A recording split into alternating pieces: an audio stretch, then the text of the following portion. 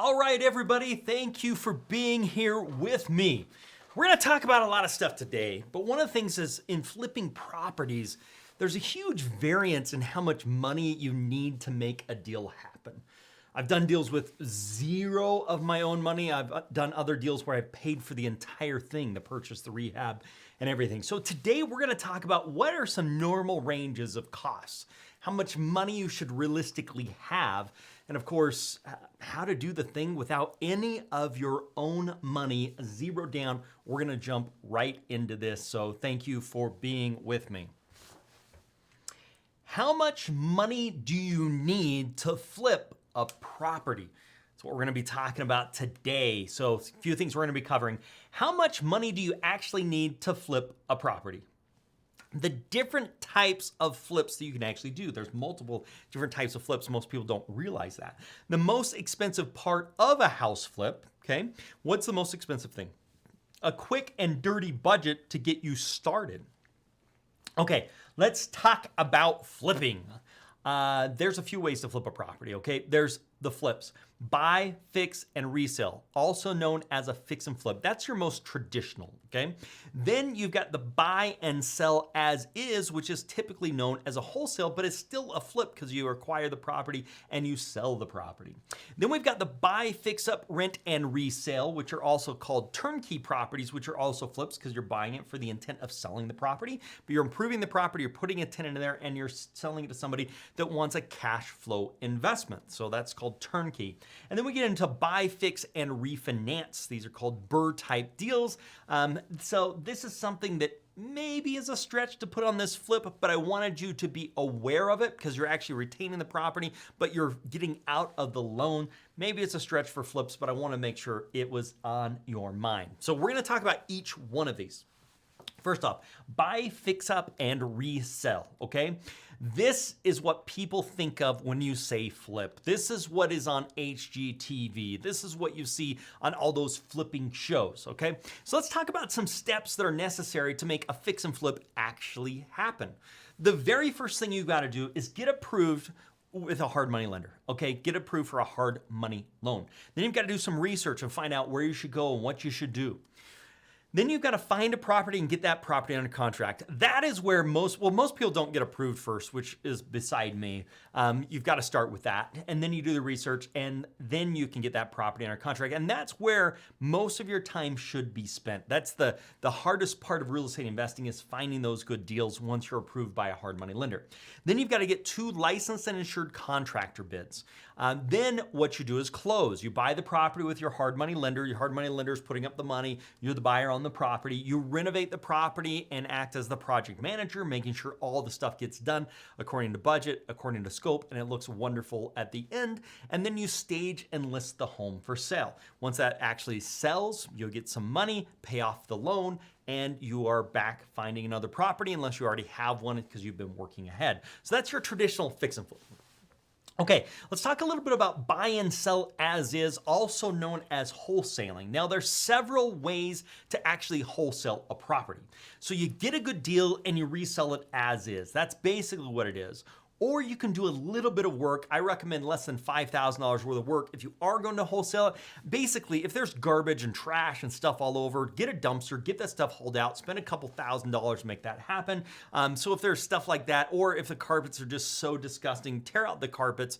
Some of those types of things where you can spend a few $1,000s, which will probably get you a higher sales price. We're not doing it for fun. We're doing it because we believe we're going to get a little higher sales price if we do some of those basic things. Instead of people walking in and gagging and throwing up all over the place, they're going to walk in and it won't smell quite as bad, and so you'll probably get a little more money. That's that's a decision you just have to make. So if he can get you more money, that's the only reason why I do that. But I want to be clear here, you're not trying to fix up this property. You're trying to sell it as is and do as little as possible where you could turn it to somebody else without them throwing up, gagging, or seeing dog poo all over, right? So different ways to actually do wholesale deals. This is really important, so stay tuned in with this. Different ways to do wholesale deals. There's assignments, okay? There's an assignment. Then there's simultaneous closes. Then we've got double closes, We're gonna talk about each one of these. So first off, we're gonna talk about assignments. So assignments is you get a property under contract, somebody else pays you a fee, also known as an assignment fee, and they take your place to purchase the property. So for example, if I have a property under contract for $100,000, and let's say Rosie Ann wants to buy that from me, and she says, I'll give you $5,000 and then I'll take over your purchase. So she gives me a check or a wire for $5,000, and then she is the responsible party to then close on it. I assign the contract over to her, and she's responsible for closing it. Now you've got to make sure your contracts are assignable. Most are, unless it states otherwise. But I'm not an attorney, but something to keep into consideration. Now, the new buyer then buys it directly from the seller at that point, and you walk away with that assignment fee. So that's like your assignment type way. Now, there's different laws for different states. Some places, they don't like you to do this. Some places, it's no problem. It's just something to be aware of. Now, wholesaling or simultaneous closes. You get a property under contract. You find a new buyer for the property. The buyer for the property buys the property, and you buy the property with the funds the seller's had. So let's rephrase this. Actually, let's jump in here so everybody's on the same page. You have the property under contract with buyer A, or excuse me, seller. So this is seller, and we're gonna say seller is the A. Let's see, maybe it's not working. Okay, it looks like our whiteboard's having an issue, so we're gonna explain this in another way. Okay, so buyer, you've got a property under contract, and we're gonna call that seller A, and you are buyer B because you're buying the property from seller A, and then you've got C who is buying the property from you. So this is how the deal actually happens. The money from C, it's given to you. That money then is given to the seller, and it all happens in the same time period. So let's watch how this actually happens. You put a property under contract, you find a new buyer for that property, $110,000. So the $110,000 C buyer gives you the $110,000, you keep the $10,000, and you give the $100,000 to the seller, and that all happens at the same time. That's what we're talking about when we're talking about a simultaneous closing, okay? What is this? There we go. There we are. Okay, so basically that is all happening at the same time. And so that's why they call it a simultaneous closing. Couple other things, you sign to buy the house, you sign to sell the house. There's two closings, there's two title reports. You make the difference in between the two. Again, like with everything, there are different laws in different states. So it's something you've got to be aware of and ready for. Okay, wholesale, buy, fix up, rent, and resell. This is another way to flip properties that's a little bit misunderstood. First thing you've got to do is you've got to get approved with a hard money lender. Second thing you've got to do is do your research. Then you've got to find a property and get that property under contract. Then you've got to get your 2 licensed and insured contractor bids. You close and you buy the property with your hard money lender's funds. Then what happens is you renovate the property, project manage the property, then you rent the property out. You've got to get permission from your hard money lender, so that's a side note you've got to be aware of. Then you sell the property to a long-term investor based upon cash flow. So this is all about cash flow. It's how much am I getting for how much I put into it. It's all about a return on investment. How much am I putting in? How much am I going to get monthly? That's really what it comes down to. Now, many continue to manage the property as a true turnkey. Now, in lots of states, you've got to be licensed to manage that property. Other states, you may or may not, something you've got to check into for your specific state. But those are some of the things that you could be doing to make some extra cash flow, some passive income coming from that. Okay, buy, renovate, rent, and refinance. This is the BRRRR again. Might be a stretch here to call this a fix and flip because you're actually keeping the property, but let's talk about it so you understand how it works. You get approved for funding with a hard money lender. You do your research, you find a property and get that property under contract. You get pre-approved for your takeout financing. Now, I want to make this very clear. Your hard money lender is not going to do your takeout financing for you. They're not. Hard money lenders are short-term and they're asset-based loans. You need to be going to a bank, a credit union, a Wells Fargo, Bank of the West, whatever the case is, and they're the ones that you would want to get pre-approved before you actually buy the property. Then you get 2 licensed and insured contractor bids to make sure you know where you're going to stand on that. Then you close and buy the property with your hard money lender's funds. You renovate the property with your project manager. You get the permission of your hard money lender to then rent the property, which most of the time your hard money lender is going to say, if you're going to rent it, those payments need to be coming to us, not to you, because we don't want you making money on this thing. We'll apply that payment to the loan, and then you refinance your property with a long-term lender, your Chase, your Bank of the West, whatever, Bank of America, whatever it is, your credit union. You're getting that long-term funding that's going to be a 30-year and hopefully a 30-year fixed loan at a much lower interest rate than what your hard money loan is. So now, to get to the essence of all this, how much money do you really need for these types of deals? To do any of these types of deals, how much? Well, let's first talk about all the things that it's going to cost you money. What are the things you're going to actually need the money for? And then we'll talk about how it works with some of these different types of deals. So, marketing to find off-market properties, okay? You could spend money on postcards. You could spend money on skip traces. You could spend money on email blasts. You can spend money on those types of things, and that's going to cost some money. Now, you could do driving for dollars and not spend as much time or money, or spend more time than spending more money. So those, whatever you're going to do in finding these properties is going to need some type of an investment, either of time or of money, okay? Then software can make things much easier. I recommend it. Maybe a driving for dollars software, maybe a phone dialer, maybe something to research values, maybe something like an Investor's Edge. So that's something that you need to be considering as well.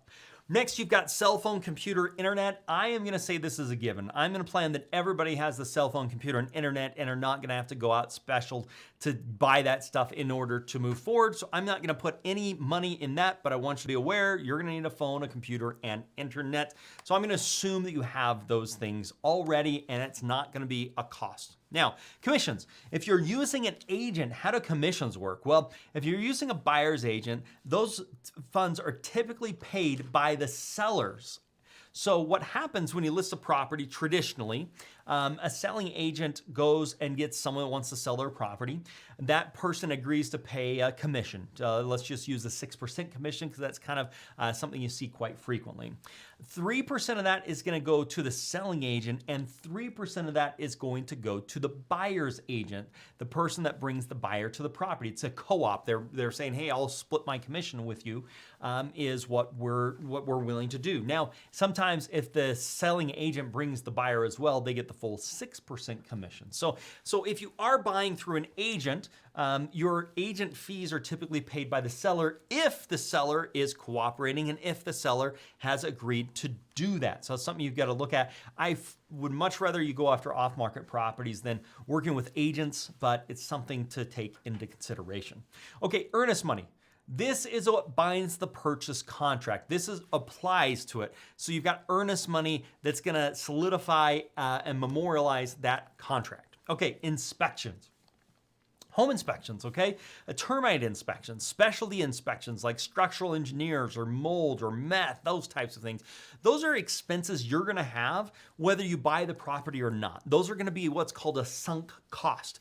You could get a home inspection, spend $500 on it, and find out you don't want to buy the property and walk away and say, well, I just lost $500 on that. But it saved you from buying a property that could have cost you $50,000 of problems, right? So those are some things. You could get a termite inspection. They're typically $75, give or take, depending upon where you're at. You could find out the thing has termites and it's horrible and the cost to remediate is just so expensive and say, you know what, I'm not going to move forward with that. You lost your $7,500. I shouldn't say you lost your $75. What you've lost is the opportunity to make that property happen or the potential profit there. You probably saved yourself from a major headache. The other thing that can come into consideration if there's mold or meth or mildew or structural issues, you're going to want to have an expert go out there if needed to make a determination on the property. Is there major problems here? Is this something we need to be aware of? And that professional, say a structural engineer, is going to say, no, I don't see any issues, or I do, and this is how we would remediate it. And this would be the cost to remediate it. You can take that then to your contractor to get some ideas on pricing and decide, is it still worth it? Now, one pro tip here. I want to make sure everybody realizes, if you do run into problems with your termite or with a specialty like a structural engineer or mold or those types of things, That's an opportunity where you can go back to the seller and say, hey, here's a copy of the home inspection. Here's a copy of the termite report. Here's a copy of whatever. This house has more problems than all of us knew about, okay? Nobody knew about these things. This is what happened. Let me tell you, we cannot afford to buy the property for this. And you know what? The next guy isn't going to be able to either, because we have to take care of these problems. So based upon that, this is what it's going to cost me. I need to get a price reduction. So that's a pro tip. Okay, down payment. This really varies on what hard money lender you use. Some hard money lenders want you to put 20% down and pay for the rehab and make monthly payments. Other hard money lenders will do a no money down deal if it's a good deal. Like I say, we had a client today that was in our all company meeting that told us about her deal. She brought zero money to the table, and she's gonna make after costs approximately $94,000. Now, if you try and figure out what your rate of return is off zero when you make $94,000, it's called infinite. Okay, you can't put a number to it because you put nothing into it and you got $94,000 back. That's a heck of a deal, okay? Other hard money lenders will do no money like we talked about. Okay, closing costs. You're gonna have title fees. You're gonna have escrow fees. You're gonna have hazard insurance. You're gonna have title insurance. You're gonna have transfer taxes depending upon what state you're in, something you need to look into. You're also gonna have some property taxes. You're gonna have some origination fees. Those are all going to be costs you're going to have. Payments. Some lenders require monthly payments. Others will escrow, so those payments can come out and be part of the loan, which is really nice if you can get your hard money lender to do that. Rehab costs. This is the money that's used to fix up the property. So you buy the property for $100,000 and you need $50,000 to fix it up. Well, some hard money lenders are going to say, great, you've got to put 20% down of the 100, so that's $20,000, and you've got to come up with the $50,000 for the rehab, so that's $70,000. That's a heck of a lot of money. So that gives us to this question: how much should you be budgeting to do one of these fix and flips? Okay. It really comes down, the number one most important thing is the hard money lender that you choose. That's really what it comes down to here, is what hard money lender you choose to work with. So here's some questions that I think you should be asking every single hard money lender you're considering working with. Question one: will you cover 100% of the purchase price if I find a good enough deal? Okay, that's a simple yes or no. Number two: will you cover 100% of my rehab costs if I find a good enough deal? Question number three: will you cover 100% of my closing costs if I can find a really good deal?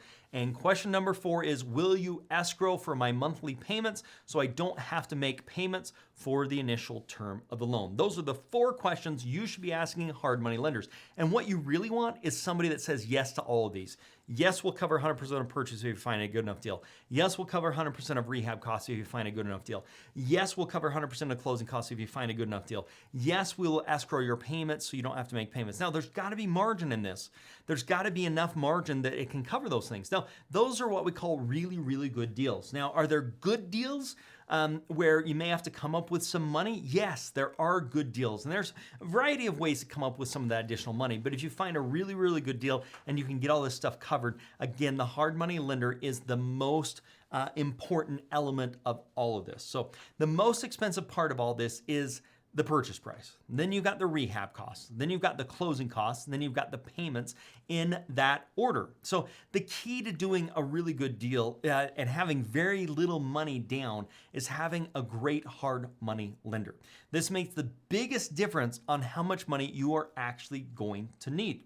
So let's assume you found a lender that will cover all of that, okay? If you found a really good deal, they'll cover the purchase, they'll cover the rehab, they'll cover the closing costs, and they will cover some payments for you. Let's say that you found a really, really good deal and they'll cover all those. So we're gonna assume that. Okay, keep in mind, it has to be a really, really good deal. We talked about that. And so a pro tip: there are some additional ways to come up with some money on good deals, just not really, really good deals. And I wanna talk about a few of those. So there's some financing options. You can have a partner with somebody that actually has money.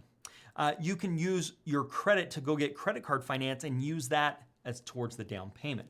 You can use your property to get a line of credit, the home you actually live in, get a line of credit. You can borrow against your 401k. You can use savings that you may have. You can use love money. You can go to people that love you and ask them if they'd be interested in investing on this property. You can use your Roth IRA. You can use seller financing. So there's a bunch of different ways, if it's not a good enough deal, that you can make a deal happen for those base hits rather than those home runs. So what are the other things going to cost? We're going to pretend like we've got a partner, or we're going to pretend like the hard money lender is going to cover all of those things. So what are the other costs you're going to have to be aware of and be willing to pay? Well, let's get into it. No, these will vary on your area and what county you're in. So in one place, a termite inspection might be $50, and another place it may be $100, right? So that's gonna vary. So I'm just gonna give you some idea. I don't want you to get too much into this. I just want to give you an idea. So finding properties, this can vary a lot. You could spend $100, you could spend $10,000 to find off-market properties. You could find a good deal with an agent, you could find a deal with a wholesaler, you could do driving for dollars, you could have to spend a ton of postcards. So that is really going to vary. We'll get into more specifics here in just a minute. Software, this is going to vary as well. It could be a few $100s a month, it could be a few $1,000s, okay? Good software is worth it. It really pays off. Next is your earnest money.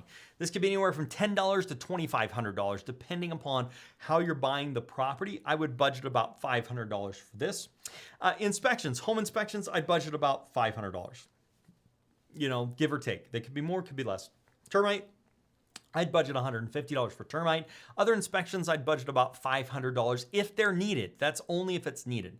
Okay, so let's see here. So how much should I really be budgeting?